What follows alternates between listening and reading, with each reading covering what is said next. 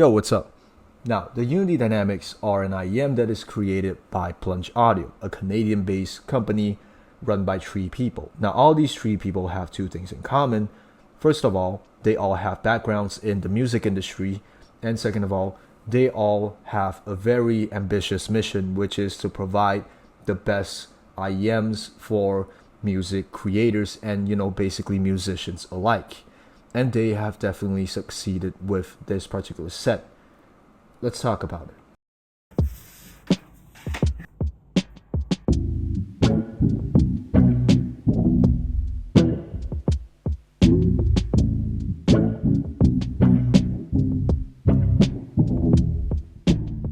Now, the Unity Dynamics are the second model to be released by Plunge Audio, and the first unit, the Unity stage, is made with a 4BA config. All the BAs are from Sonyon, and this one is made with a single DD. Reason being that they have decided to go with a single DD on the second model is quite ambitious as well, which I'll get into very quickly. But first of all, I did ask Justin personally, what is the difference between Unity Dynamic and the stage? He said they tried to keep both of those things realistically the same in terms of a technical standpoint, but the stage IEM leans itself to be more of a reference tool, whereas for the Dynamics, it's a little bit more of a middle ground where they try to make it as effective as a monitoring tool as well, but also tuned to smoothen out a few edges and make any source sound more elevated, fun, and more mastered than its raw form. So with that being said, this is simply a more, I would say, better package deal for people who want something that is, professionally contexted, but not extremely sterile, not extremely referenced, not extremely flat, not extremely boring. I did ask one more very interesting thing. This thing has the same external features aesthetically and build wise as the Unity stages. What actually makes that big of a difference in terms of the pricing? Because this thing retails for 379 CAD, the other retails for I think 800 plus. I'm just gonna put this right here. They did say that the reason that this thing came to be is mainly because of one reason only. They wanted to give back to the community, because mainly the difference in components and the intensity of labor to create the stages is significantly higher than just doing it with a single DD. And I believe with the fact that they already have a template for an IEM shell, they don't really need to do that much on that end. So they saved even more costs on that. They lowered a lot of that budgeting, and they can actually make something that, I quote, they can create something with exceptional value and deliver pro-grade fit and performance with a price as low as they could make it as accessible as possible to people in the music community. So a very selfless approach from Plunge Audio themselves. I really appreciate their, philosophy as to why this thing was being created. And I did mention about price, budgeting, and cost. The fact that you need to make an IEM, you also need to factor in the fact that, packaging is also one of them.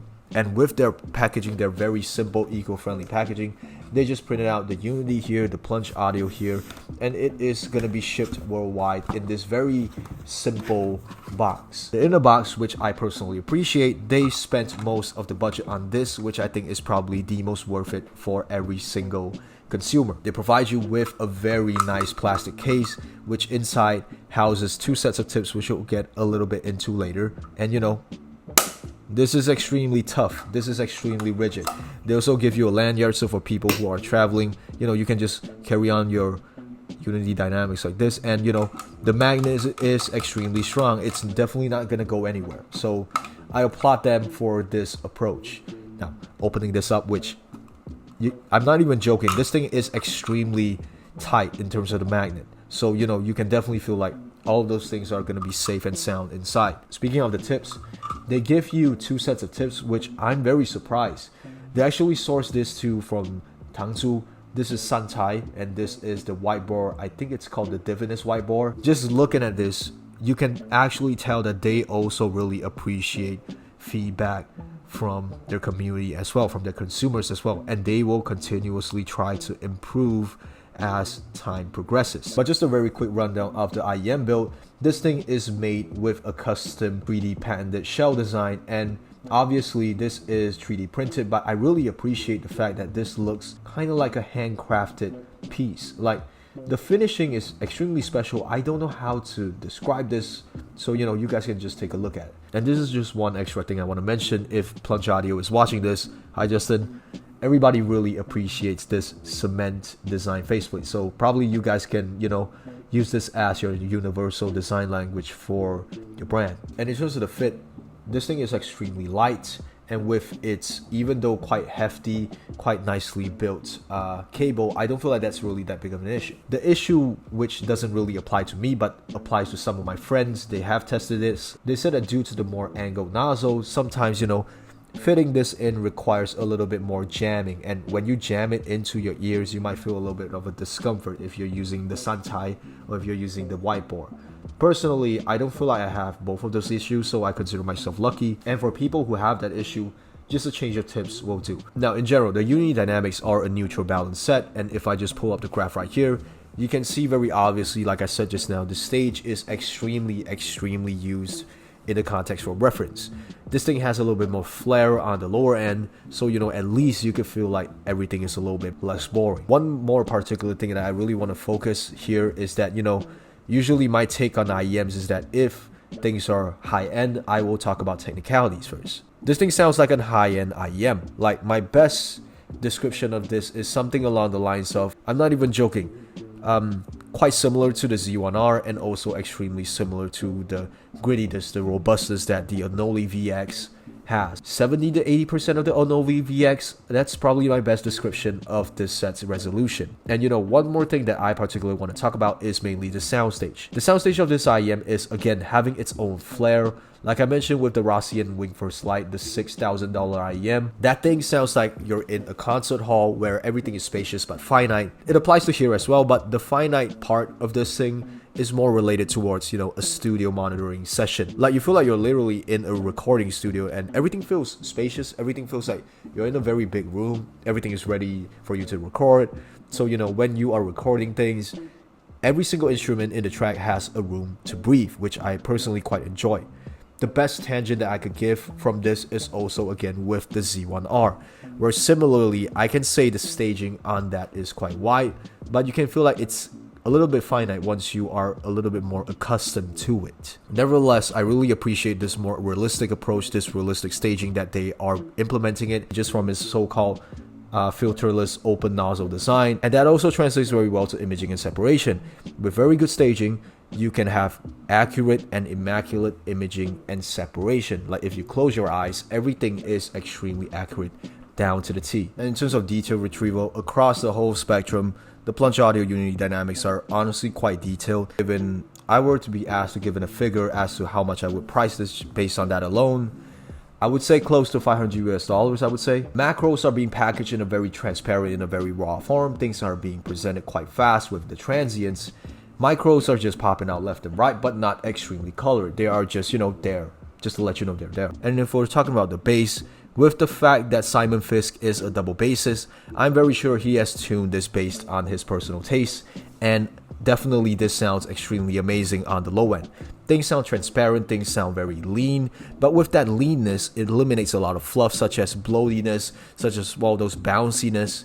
Although that is a coloration, we don't want that in the context where this is a more professional use IEM. So you're definitely going to be getting some more unfiltered feelings where when you're listening to jazz, when you're listening to things that has a lot of natural drums, things just sound extremely organic. Things just sound extremely realistic. Bass notes sound weirdly crispy. So the definition is really up there. And again, if I were to give it a price on the resolution, close to $500. That's probably the best way I could say. Or in an even more egregious way, about 70% of the resolution of an Anoli VX. Now, when we're going on to vocals for a balanced neutral set, this thing is leaning towards more of a flat presentation where occasionally, depending on the mix, the vocals might stand out a little bit more in front in comparison with everything else in the track.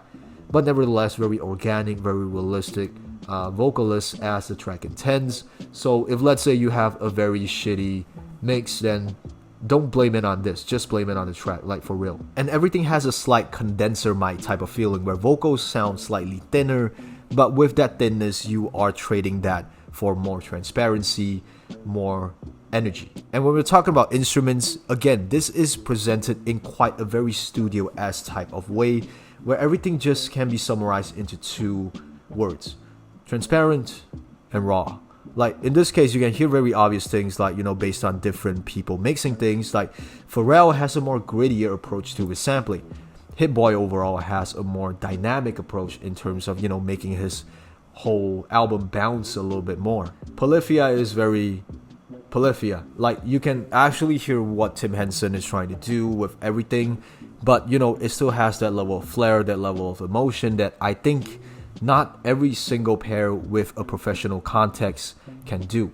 I think I'm just going to stop right here and I'm just going to talk about one particular thing I remember. The reason why I think this pair works in comparison with other pairs, like many people definitely prefer this over other so-called, professional studio type, stage type IEMs, is that this thing doesn't have that level of sterility that a lot of IEMs have. Like sterility is good when you're mixing, sterility is good when you are mastering. But if you're listening normally, like in my context, I do songs, it starts to feel more like a chore if you're listening to it for extended periods of time, where I'm allowed to dissect everything, but everything just starts to feel a little bit boring, a little bit more mundane. This thing, although not having extreme amounts of sterility, it's being packaged in a more transparent way, whilst maintaining a lot of its, natural musicality, its organicness. The rawness is not indicative of sterile. It still feels very emotional. Everything still feels quite dynamic. And I think that is why most people can appreciate this pair. Okay, going back to the upper mids and treble. It all feels quite transparent. It all feels quite raw. And on the upper mids and treble, definitely you will find everything to sound more crisp. Everything will have very high clarity. And definitely for people with treble sensitive ears, when you're talking about studio-related IEMs, when you're talking about professionally graded IEMs, these will definitely be on the brighter side. So take note of that. Overtones in this area also presents itself with very good amount of quickness and swiftness. And details in this region, I think I covered just now generally, is also quite airy and it's also quite extended with a good amount of realistic space. Like realistic space. It's not gonna decay to the depths of nothingness, to the depth of infinity and beyond. But with that, I feel like having a finite space really gives a more realistic approach when you are listening to songs. So things that are related towards jazz, towards funk, will really, really be amazing on this set. Now, before I wrap this up, I really just want to highlight one more important thing, which is the fact that I've talked about this IEM for the entirety of the video. I need to highlight that this thing is specifically, again, being made by musicians for musicians. It was never intended to I want to get all the market share.